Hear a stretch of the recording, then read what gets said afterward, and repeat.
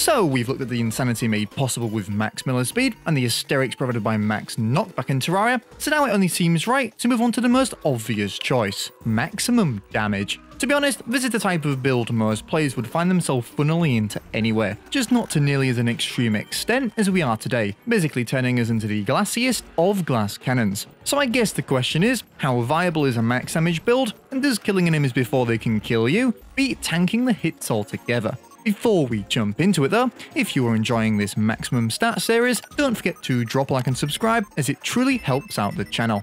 Okay, let's see what we can do then, shall we? For the sake of getting the highest damage numbers possible, we will be focusing on the melee class today, but that's not to say that this setup won't work with other classes, especially when absurdly strong weapons like the coin gun exists. Anyway, sticking to the plan, you're first going to want to mix armor sets to optimize your percent damage increase. By equipping the Shinobi helmet, Solar Flare breastplate, and Halo leggings, we've been able to get a whopping 56% melee damage increase already. And assuming you are post-endgame, obtaining these are quite easy too, with the helmet being purchased from your tavern keep, the chest plate being crafted with Luminite and Solar Fragments, and of course the leggings being crafted with hallowed bars. Already, this gets weapons like the Meowmere dealing a tasty 368 damage, which for most setups is pretty solid. But that's barely scratching the surface of what's possible, thanks to this assortment of accessories. You're basically going to want to stack anything that includes an emblem, the Celestial Shell, and if you're on Master Mode, the Putrid Scent. Most of these accessories are obtained in very similar ways, requiring a bunch of emblems from the Wall of Flesh, multiple of each soul from your mech bosses,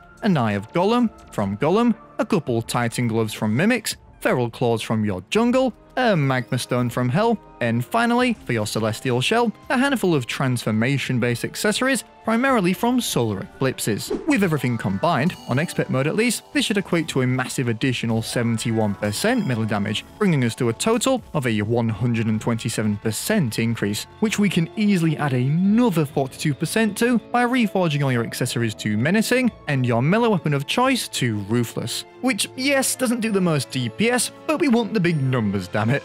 At this point, we've got our Meowmere dealing a hefty 615 melee damage, which is more than enough to erase most enemies. But we aren't done yet. Thanks to a number of internal and external buffs, we can use to increase it even further. By consuming an exquisitely satisfied food, Ichor Flask, Sake, Wrath Potion, and equipping the cute fish from Mount while submerged in water, we can increase our melee damage by another 40%, plus whatever we gain from breaking the enemy's defense with Ichor. Combine this with placing down a banner for any enemy you're fighting, and we become pretty devastating to say the least, dealing thousands of damage without even critting against these mimics. Now with the Meowmere at least, the weapon with the highest base damage in the game, you can take down bosses ridiculously quickly. But obviously, despite what the numbers say, not at nearly the same speed as the legendary Zenith. So going forward, we will be using this for the sake of astronomically higher DPS. And speaking of other weapons, from a purely comical angle, the Psycho Knives stealth mode actually increases damage by 300%, which can be seen here,